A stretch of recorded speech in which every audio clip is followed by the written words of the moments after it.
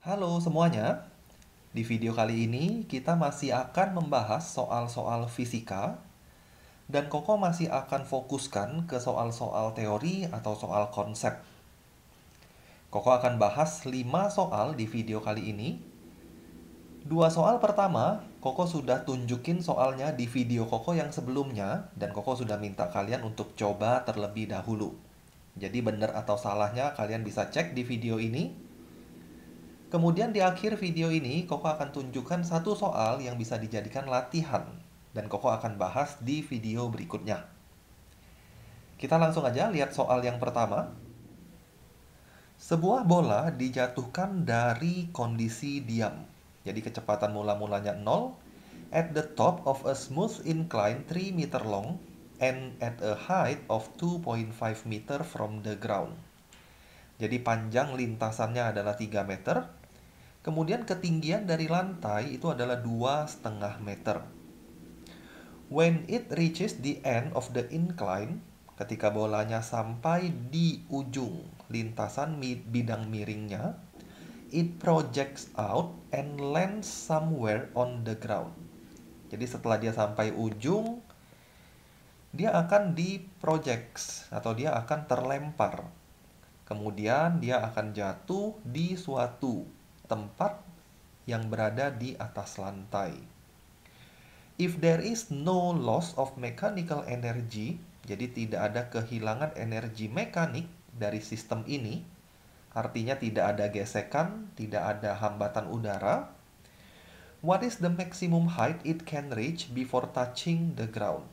Berapakah ketinggian yang bisa dicapai oleh bola ini sebelum dia sampai ke tanah? Di sini dia sudah tulis lagi, assume air resistance and friction are negligible. Jadi yang kita mau cari adalah ketinggian maksimum yang bisa dicapai oleh bola ini sebelum dia mencapai atau jatuh ke tanah. Ketinggian maksimumnya berapa? Nah, untuk soal ini kita bisa gunakan prinsip kekekalan energi. Jadi ketika dia berada di posisi mula-mula, dia hanya punya gravitational potential energy.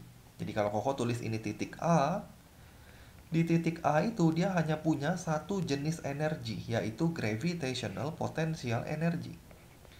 Kinetiknya nggak ada, karena di soal ini bilang dia mulai dari keadaan diam. Jadi hanya punya gravitational potential energy. Kemudian, gravitational potential energinya akan diubah menjadi energi kinetik.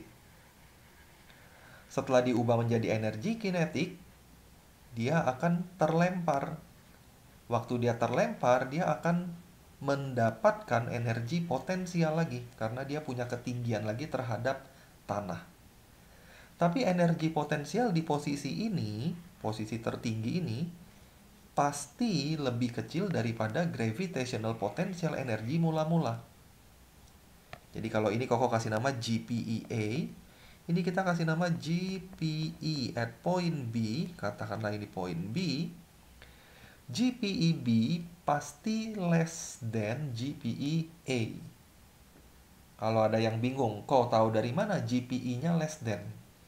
Karena di titik B dia punya kecepatan.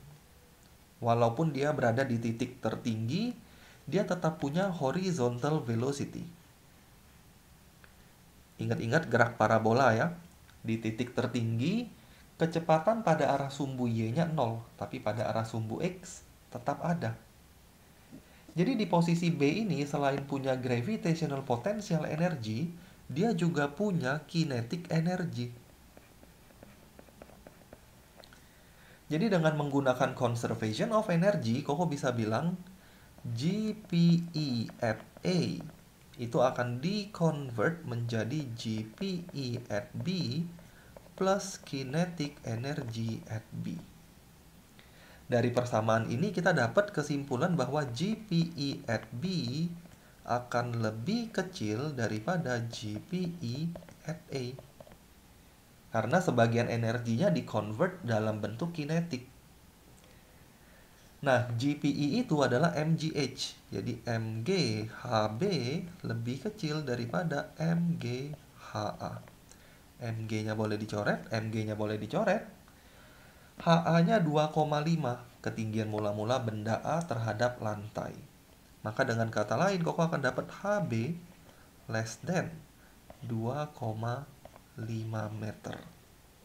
Jadi jawabannya jelas yang A.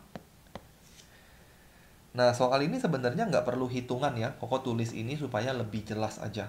Tapi kalau kalian bisa logikakan perubahan energi yang terjadi, kalian udah tahu jawabannya pasti lebih kecil dari 2,5 meter. Kita lanjut ke soal kedua. Soal kedua ini juga udah Koko tunjukin di video sebelumnya.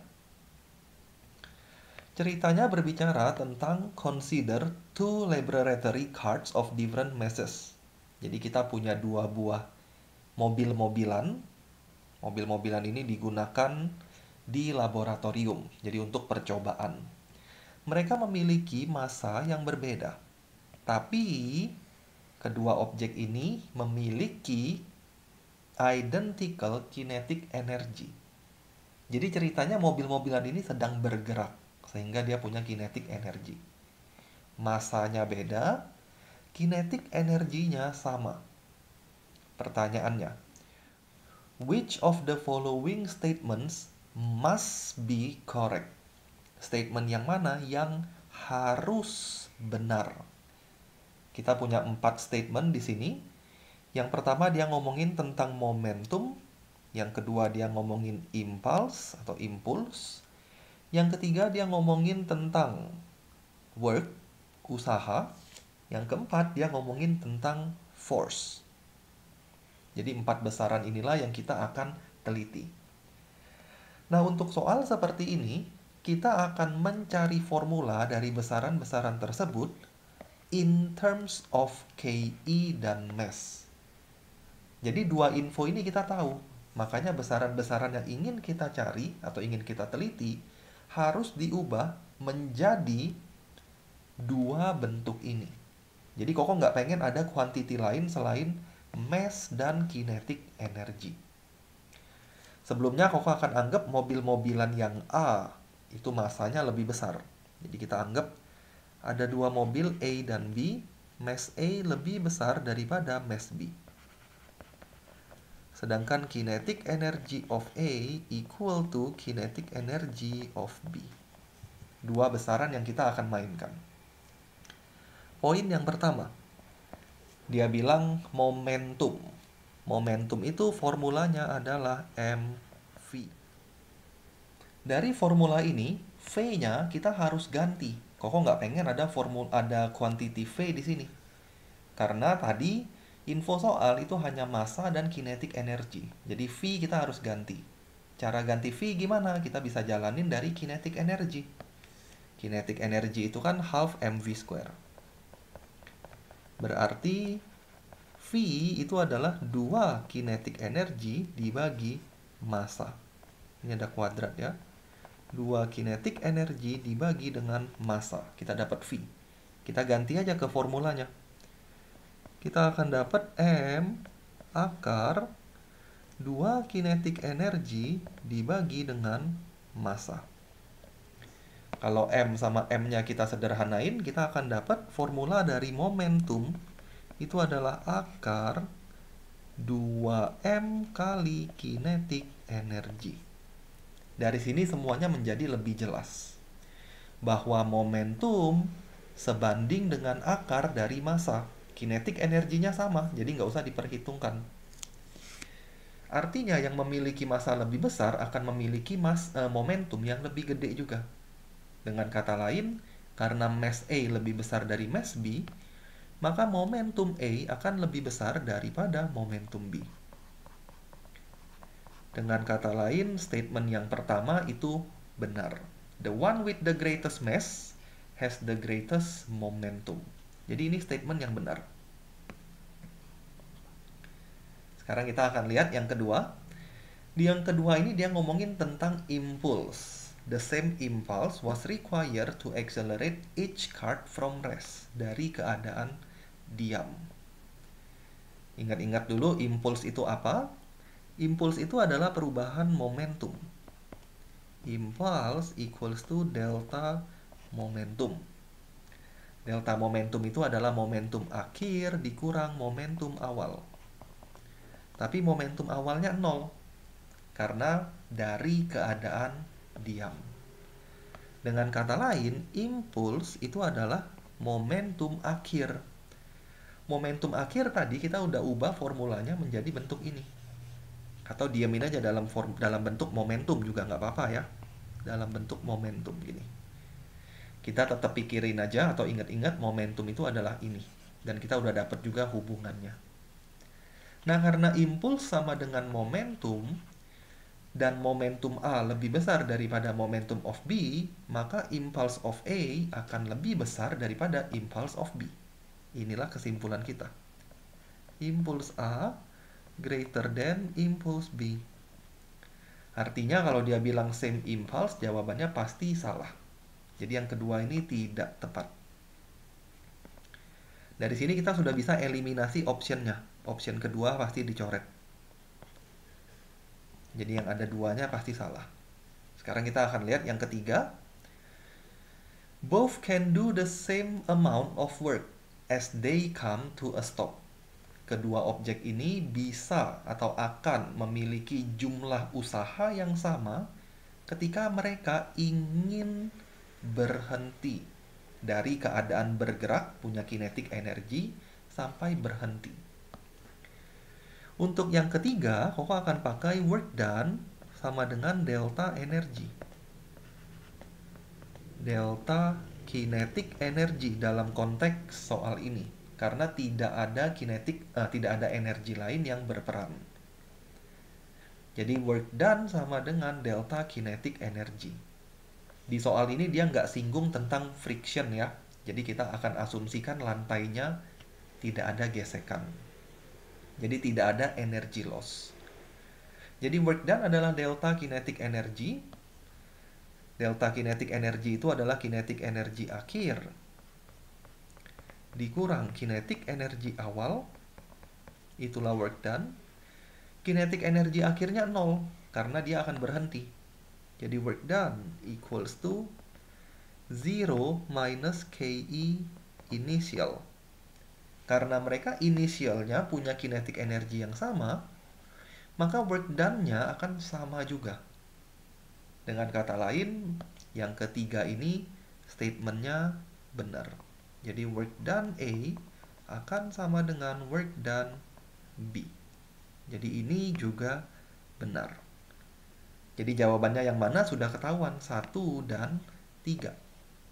Jawabannya adalah yang D, 1 dan 3. Nah, yang keempat, Koko akan suruh kalian coba sendiri gimana cara buktikan bahwa statement ini salah. Dia ngomongin tentang force. Jadi silakan coret-coret sendiri, buktikan bahwa statement ini tidak tepat. Dan cari tahu harusnya force yang mana yang lebih besar. Kalau kalian sudah cari, kalian boleh komen di video ini. Nanti Koko akan lihat yang jawabannya benar, mungkin Koko akan pin di comment box-nya.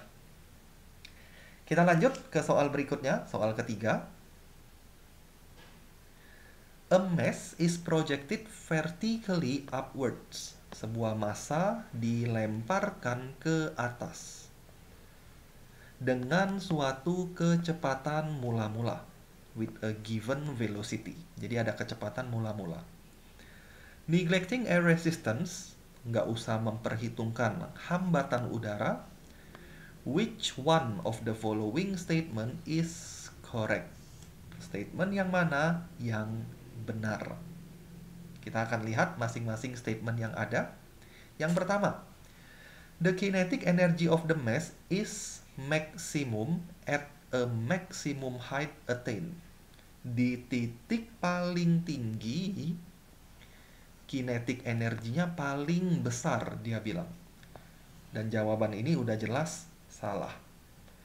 Di titik paling tinggi, kecepatannya 0. Tidak ada kecepatan pada arah horizontal ya, hanya ada kecepatan pada arah vertikal. Jadi kecepatan vertikalnya 0, horizontalnya nggak ada karena ini one dimensional. Karena kecepatan vertikalnya 0, maka kinetic energinya 0, bukan maksimum. Yang maksimum apa? Yang maksimum adalah gravitational potential energy. Jadi ini bukan statement yang benar. Yang B, in accordance with a conservation of energy, dengan hukum kekekalan energi, the total energy of the mass is constant throughout the motion. Inilah jawaban yang benar. Hukum kekekalan energi. Energi dari suatu sistem itu pasti konstan. Karena energi tidak bisa hilang, hanya bisa di-convert dalam bentuk yang lain. Jadi statement yang benar yang B. Kita sekalian baca statement yang C dan yang D ya. In accordance with a principle of conservation of momentum, dengan hukum kekekalan momentum, momentum dari massa ini constant throughout the motion. Udah pasti ini salah, karena jawaban kita yang B. Tapi nggak ada salahnya untuk kita pelajari atau kita teliti. Kenapa sih yang C ini salah? Jadi waktu kalian pelajari soal-soal teori, kalian harus lihat option yang lain dan analisa. Karena ini menjadi bahan atau materi tambahan buat kalian semua. Jadi yang C kenapa salah nih? Karena ini bukan closed system. Ingat-ingat ya, dalam conservation of momentum, momentum akan conserve kalau sistemnya itu closed. Closed system itu artinya tidak ada external force acting on the system. Dan dalam soal ini, there is an external force acting on the system, which is the weight of the mass.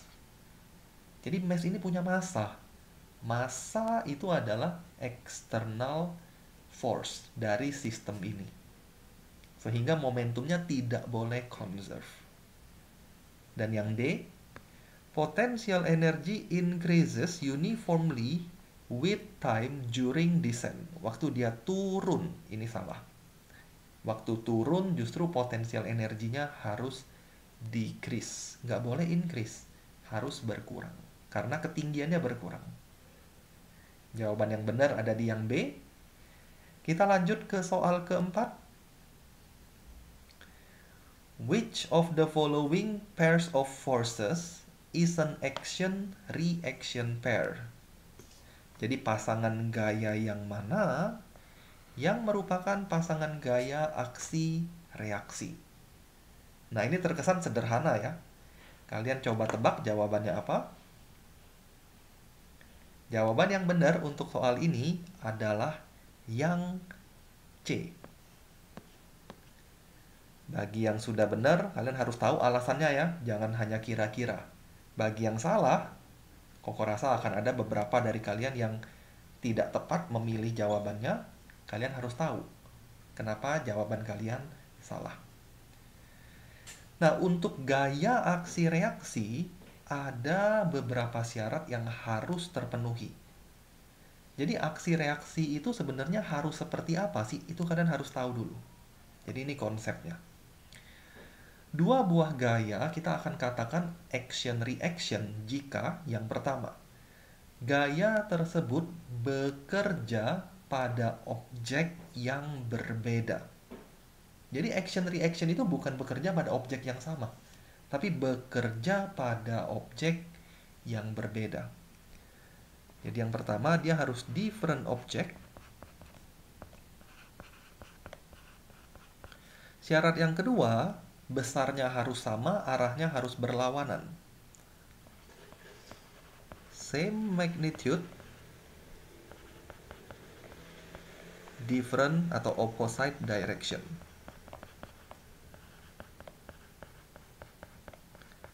Yang ketiga adalah jenis gayanya harus sama. Jadi yang namanya action reaction harus same type of force. Jenis gayanya harus sama. Same type of force. Sekarang kita akan teliti jawaban A, B, dan D. Weight of a floating object, berat dari objek yang mengapung, and the upthrust acting on it, dan gaya angkat ke atas yang bekerja pada objek itu. Ini jelas salah. Kenapa salah? Karena dua gaya tersebut bekerja pada objek yang sama, bukan bekerja pada objek yang berbeda. Jadi kalau digambar, misalnya ini objeknya, weight bekerja pada objek itu, ke bawah, upthrust ke atas bekerja pada objek itu juga. Walaupun besarnya sama, arahnya berlawanan, tapi ini bukan action reaction. Karena dia bekerja pada objek yang sama. Jadi yang A salah. Yang B nanti, Koko akan ke yang D dulu. Karena B dan C ini mirip-mirip. Jadi kalau kita nggak teliti, mungkin akan kebalik antara B dan C. Jadi Koko ke yang D dulu. Weight of a parachutist and the pull of the parachute on him, lagi-lagi sama seperti yang A, berat dari parachutist dan pull of the parachute on him. Jadi dua gaya itu bekerja pada orang tersebut. Bla bla bla. Ini udah pasti bukan action reaction. Karena dua gayanya bekerja pada orang itu. Jadi ini bukan action reaction. Sekarang lihat yang B dan yang C. The force on a ladder leaning on a smooth wall. Sama nih, kalimatnya sama. Kalau kita baca ya. Sampai sini sama. Sampai wall. Nah, ini sama. Exerts on the rough floor. Tapi yang B kita ngomongin di lantainya. Yang C kita ngomongin di dindingnya. Bedanya hanya di sana. Satu di lantai, satu di dinding. And the normal reaction from the floor. Ini juga sama. And the normal reaction from the wall. Satu ngomongin lantai, satu ngomongin tembok. Jadi ini biasanya kalau digambar, Koko bisa ilustrasikan seperti ini. Ini lantai, ini tembok, kemudian ada ladder, ada tangga. Ini tangga misalnya. Nah, kurang lebih gitulah. Lantainya kasar, dindingnya licin. Lantainya kasar, dindingnya licin.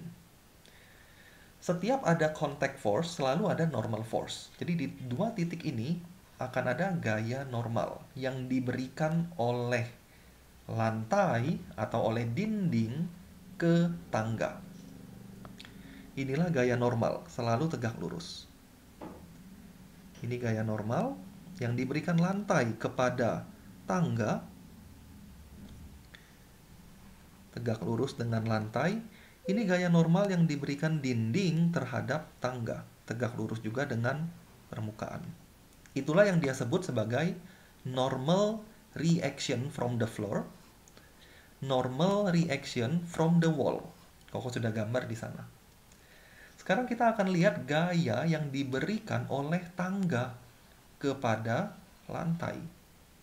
Gaya yang diberikan oleh tangga kepada lantai. Nah, karena lantai ini kasar, berarti ada gesekan. Jadi seandainya tangga ini pengen jatuh ke sana, maka gesekannya ke kanan. Gesekan ini bekerja pada tangga juga. Ke kanan. Ini gaya gesek. Nah, antara normal dan gaya gesek, kalau kita resultankan, kita akan dapat suatu force yang arahnya mungkin ke sana. Ini resultannya ya. Ini gambarnya mudah-mudahan kelihatan. Nah, inilah resultan gaya yang dirasakan oleh tangga. Karena ada gaya normal dan ada gaya gesek. Jadi si tangga itu bukan memberikan gaya yang berlawanan dengan normal. Jadi gaya yang diberikan tangga itu bukan vertikal ke bawah sini. Tapi gaya yang diberikan oleh tangga itu besarnya akan sama, tapi arahnya akan berlawanan dari resultant force ini. Misalnya kayak gini. Inilah gaya yang diberikan oleh tangga ke lantai. Kita kasih nama R misalnya. Dan tentu saja ini tidak aksi reaksi dengan normal reaction force. Kok kenapa bisa miring kayak gitu kok? Karena ada friction. Friction ini memberikan efek resultan gaya yang arahnya miring. Sehingga reaksinya itu akan miring seperti ini. Gaya yang diberikan tangga kepada lantai ya, akan miring seperti itu. Tapi untuk bagian dinding, karena dia licin, tidak ada gaya lain yang bekerja, hanya ada normal. Sehingga reaksinya kalau kita gambar, ya pasti yang ke belakang sana. Karena hanya satu gaya yang bekerja pada tangga, yaitu normal reaction force. Maka si tangga akan memberikan gaya yang miring seperti itu, horizontal ke kanan seperti itu. Nah, inilah yang kita sebut sebagai aksi reaksi.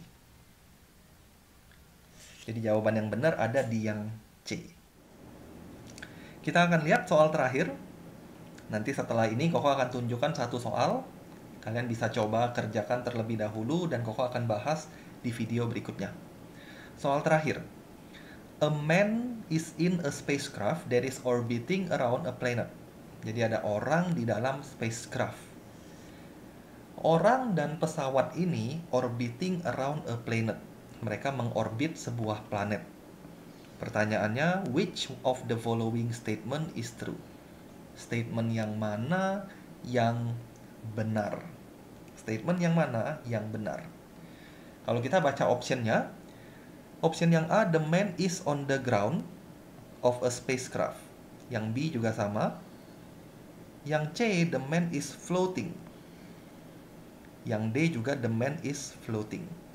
Jadi sebelum Koko baca reasoningnya, Koko akan cari tahu dulu. Yang benar itu on the ground atau dia floating. Kita harus tahu itu dulu. Kalau dia on the ground berarti ada normal contact force yang dirasakan oleh man ini. Jadi ketika kita menginjak suatu lantai akan ada gaya normal.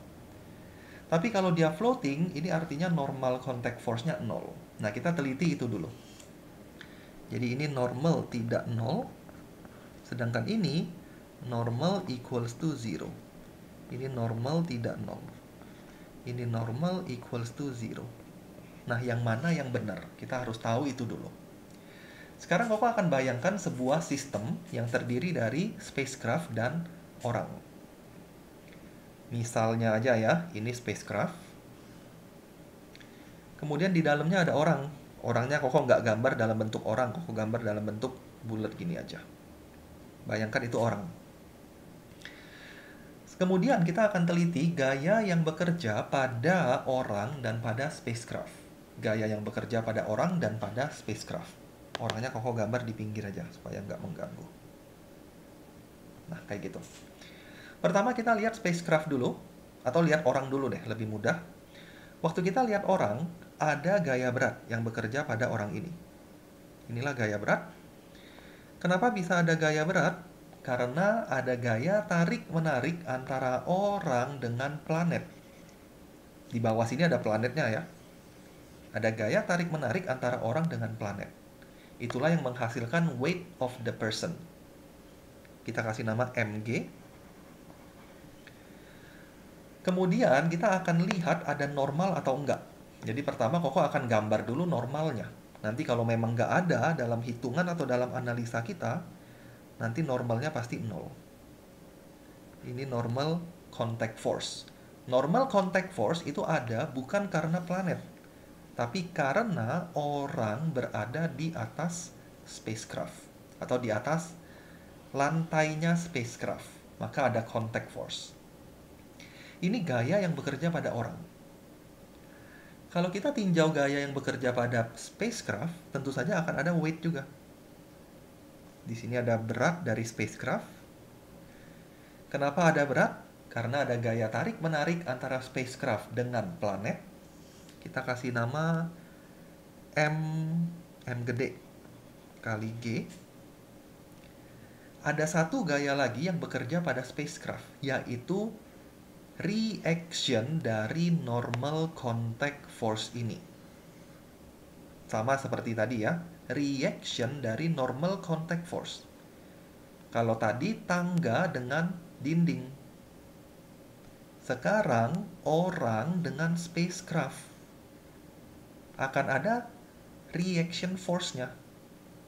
Nah, reaction force-nya sudah pasti mengarah ke bawah dengan magnitude yang sama.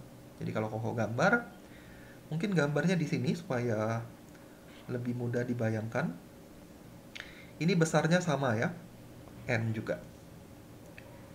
Inilah free body diagram dari sistem kita. Dan sistem kita ini bergerak secara melingkar, orbiting suatu planet. Jadi waktu Koko tinjau orang, kita tinjau man, Koko bisa bilang sigma F-nya akan sama dengan M V kuadrat per R. Karena dia bergerak melingkar. Sigma F-nya siapa? Yang mengarah ke pusat adalah mg, yang menjauhi pusat adalah n. Jadi kita boleh tulis mg minus n sama dengan mv square over r. Koko boleh bagikan dengan massa semua supaya massanya bisa hilang. Kita akan dapat g minus n over m equals to v square over r. Inilah persamaan yang harus terpenuhi untuk orang tersebut. Sekarang kita akan tinjau spacecraft-nya. Spacecraft. Sama, spacecraft-nya juga bergerak melingkar, dia mengorbit bumi misalnya. Maka sigma F-nya juga sama, mv kuadrat per R. mv square over R. Nah, M-nya M gede ya. Ini M-nya spacecraft. Sigma F dari spacecraft itu adalah mg plus n. Karena dua-dua gaya ini mengarah ke pusat bumi atau mengarah ke pusat dari gerak melingkarnya. Dua-duanya mengarah ke bawah. Kalau dia bergerak melingkar kan melingkarnya gitu. Dua-duanya bisa dianggap mengarah ke pusat lingkaran.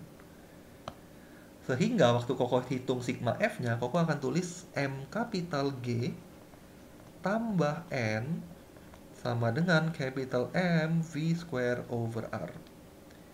Sama seperti sebelumnya, kita bagikan semua dengan massa, kita akan dapat G minus N over M equals to V square over R.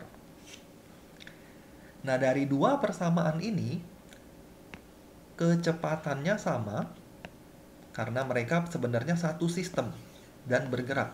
Jadi kecepatannya sama, jaraknya dari pusat bumi juga sama, jarak atau radius dari orbitnya juga sama, G-nya juga sama. G ini kan Gm per R kuadrat. M-nya massa bumi.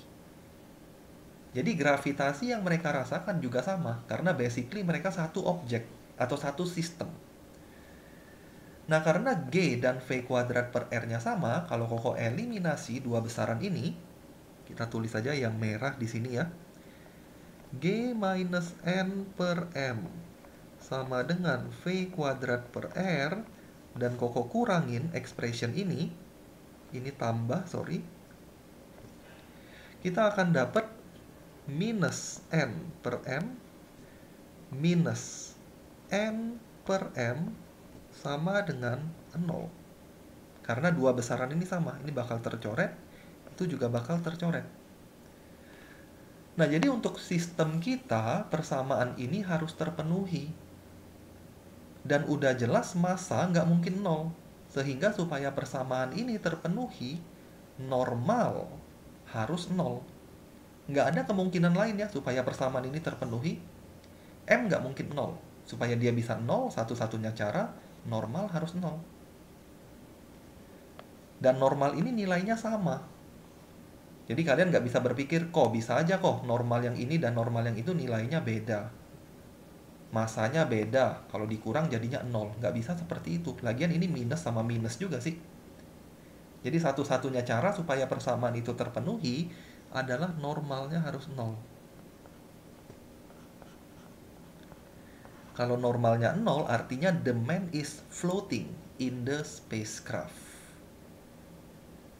Jadi jawaban yang mungkin benar itu adalah C dan D. Kalau kalian mau nembak, nembak salah satu dari dua ini. Jangan tembak A dan B. A dan B pasti salah. Nah, sekarang kita tinggal lihat pernyataan berikutnya. Jadi dia floating as the gravitational force by the planet on the man balances the centripetal force, atau karena spacecraft and the man are experiencing the same centripetal acceleration. Dan yang benar adalah yang D. Jadi antara orang dengan spacecraft itu merasakan centripetal acceleration yang sama, yaitu V square over R. Sehingga waktu kita eliminasi bisa hilang dia. Yang C tidak tepat karena apa? Gravitational force itu tidak balances the centripetal. Tapi centripetal force-nya itu sama seperti gravitational force. Atau dalam bahasa yang biasanya Koko suka gunakan, Koko suka bilang gravitational force provided centripetal force. Jadi centripetal force ini diberikan oleh gravitational force. Jadi jawaban yang tepat adalah yang D. Ingat-ingat konsep ini juga bisa digunakan untuk menjawab soal. Kadang-kadang suka ada soal yang bertanya seperti ini. Kenapa orang yang ada di spacecraft itu seolah-olah atau terlihat melayang atau floating? Alasannya ini atau ini. Nah, pembahasan Koko selesai sampai di sini. Kita udah bahas 5 soal. Satu soal yang Koko bilang tadi supaya kalian coba. Ini soalnya. Silahkan dicoba terlebih dahulu. Koko akan bahas soal ini di video berikutnya, beserta soal yang lainnya. Thank you semuanya yang udah nonton video ini. Semoga bermanfaat, semoga bisa dimengerti oleh kalian semua. Dan kita akan ketemu lagi di video berikutnya.